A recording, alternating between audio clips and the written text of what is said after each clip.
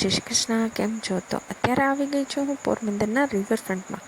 તો તમે જોઈ શકો છો કે પોરબંદરના રિવરફ્રન્ટમાં હું પહોંચી ગઈ છું અને એ રિવરફ્રન્ટ છે એ આપણી એક્ઝેક્ટ કલીના પુલની સામે આવેલું છે અને એમનું નામ છે અસ્માવતી રિવરફ્રન્ટ.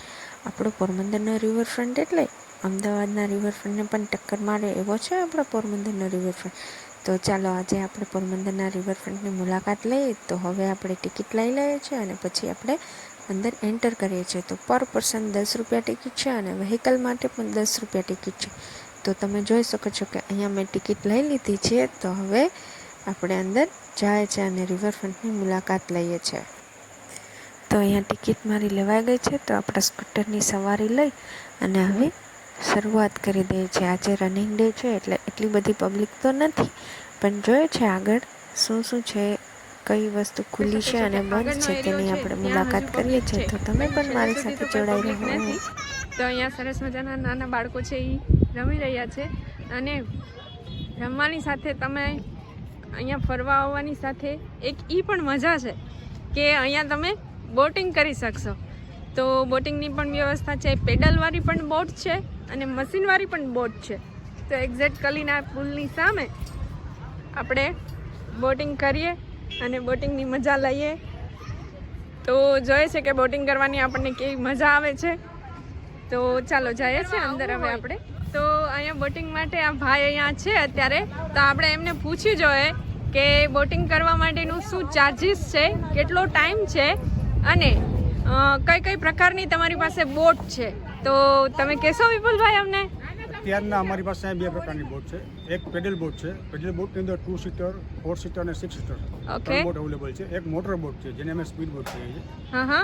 એનો ચાર્જ છે 100 રૂપિયા અને પેડલ બોટનો ચાર્જ છે પર પર્સન 50 રૂપિયા. 50 રૂપિયા પર ચાર્જમાં તમે 20 મિનિટ સુધી અંદર પેડલિંગ કરી શકો તમારા જાતે, સેલ્ફમાં જવાનું. અને મોટર બોટની અંદર અમે રાઈડ કરીએ છીએ.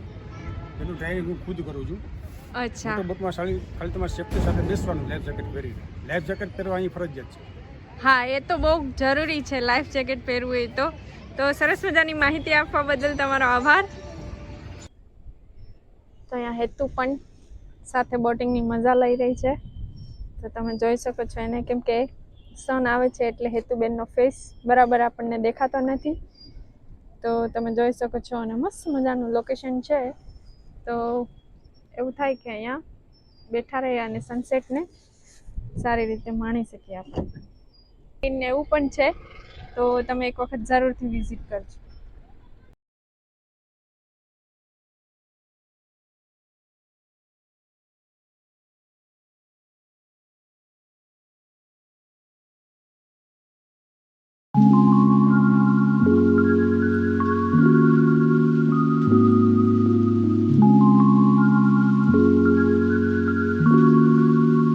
તો તમે જોઈ શકો છો કે અહીંયાથી આપણી રિવરફ્રન્ટની શરૂઆત થાય છે.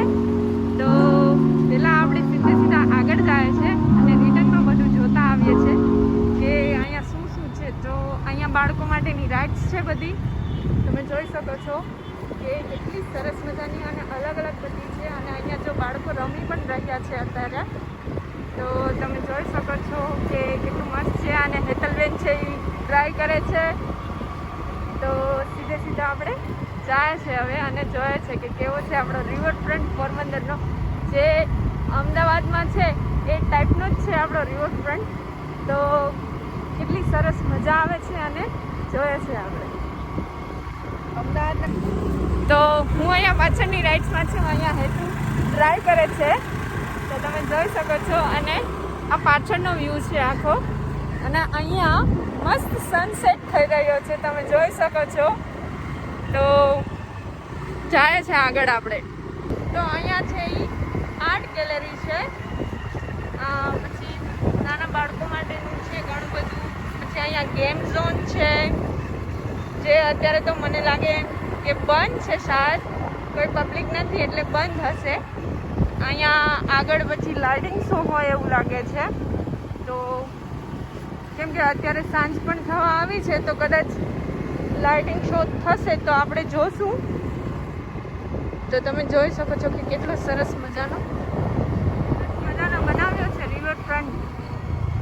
અત્યારે રનિંગ ડેઝ છે એટલે પબ્લિક ઓછી છે, બાકી તો શનિ રવિની ભીડ હોય એટલે ઘણી બધી પબ્લિક હોય છે અહીંયા અને નાના બાળકોને તો હિંચકા હોય એટલે બીજું કશું જોઈએ જ નહીં. તો તમે જોઈ શકો છો કે સરસ મજાની પાછળ નદી પણ છે. નદીના કિનારે બેસી અને આવો વ્યૂ માણવાની મજા જ કંઈક અલગ હોય છે. તો આપણા પોરબંદરમાં કેટલી બધી ફરવા માટેના સ્થળો છે જે તમે જોઈ શકો છો. તો આગળ આપણે હવે કન્ટિન્યુ કરીએ છીએ.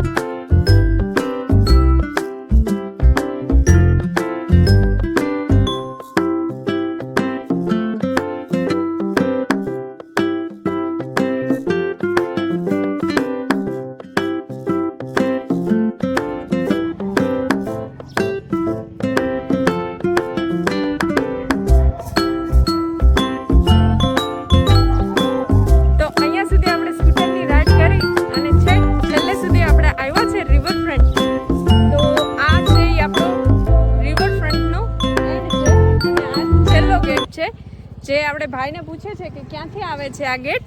તો ચાલો ત્યાં જઈને મળીએ છીએ આપણે એ ભાઈને. અને તમે જોઈ શકો છો કે મારી પાછળ કેટલું સરસ મજાનો નજારો છે. અને તમે આવો તો ચાલીને આવવા કરતાં સ્કૂટરની સવારી લઈને આવશો તો ઘણી જ મજા આવશે, કેમ કે ચાલીને આવશો તો બહુ લાંબો છે રિવરફ્રન્ટ. તો ચાલો આપણે એ ભાઈને તો અહીંયા આપણા આ રિવરફ્રન્ટનો જે છેલ્લો ગેટ છે ત્યાં સિક્યુરિટી ભાઈ બેઠા છે. તો આપણે એમને પૂછીએ છીએ કે આ ગેટ છે એ કયો ગેટ છે અને કયા એરિયામાંથી અહીંયા એન્ટર થાય છે. તો અંકલ આ ગેટ છે એ કયા એરિયાને લાગુ પડે છે? છાયા ઇલાકાવાળાને. છાયા ઇલાકામાંથી. રઘુવંશી. રઘુવંશી. એટલે પેલો ગેટ છે એ કલીના પુલ થી આવે છે, બરોબર? હા, એ મેઇન રોડ ઉપરથી આવે. અને આ ગેટ છે એ છાયાથી આવે છે. એટલે છાયા વાળા લોકોને પણ રિવરફ્રન્ટ આવવું હોય તો ઘણું ઈઝી રહે ને, અહીંયાથી એન્ટર થઈ શકે. આવવાની નજીકમાં હે પણ આવવાની મનાઈ છે. અચ્છા, એવું કેમ? હા, અહીં ટિકિટ બારી છે નહીં. અચ્છા, હા, ટિકિટ બારી નથી અહીંયા, તો પેલી સાઈડ થી જ આવવું પડે ને. ઓલી સાઈડ થી આવવાનું. હેતલબેન છે. Thank you uncle. બાઇક ની રાઈડ કરવા તૈયાર થઈ ગયા છે સ્કૂટર ચાલુ કરીને. તો ચાલો હવે અમે પાછા જાય છે આગળ. તો ચાલો હેતલબેન અમને આગળ સુધી લઈ જાઓ હવે પાછા.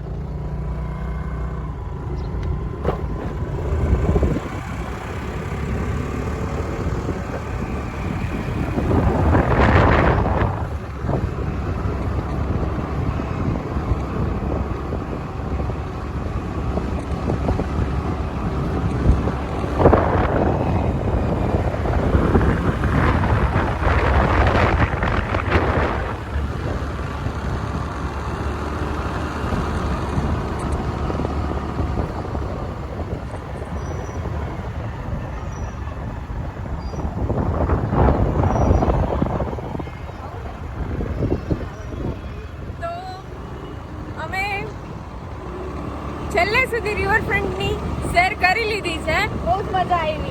હા, બહુ બધી મજા આવી ને હેતલ? અને કેવું છે કે આજે રનિંગ ડે છે એટલે શાંતિ છે એકદમ. હા, શાંતિ છે, એટલી બધી પબ્લિક પણ નથી. અને બીજું કેવું છે કે આજે રનિંગ ડે છે ને તો ગેમ ઝોન ને એવું બધું અત્યારે બંધ છે. ગેલેરી છે, એવું ઘણું બધું અહીંયા છે અંદર વિઝિટ કરવા માટે. તો તમે જોઈ શકો છો અત્યારે ઘણી બધી પબ્લિક પણ જાય છે આગળ.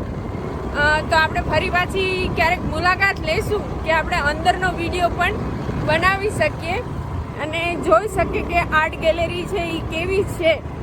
તો ચાલો હવે અમે આગળ જાય છે. અને ફૂડ ઝોનમાં તો અત્યારે કોઈ છે જ નહીં, નગર 8 વાગ્યા પછી ખુલે છે.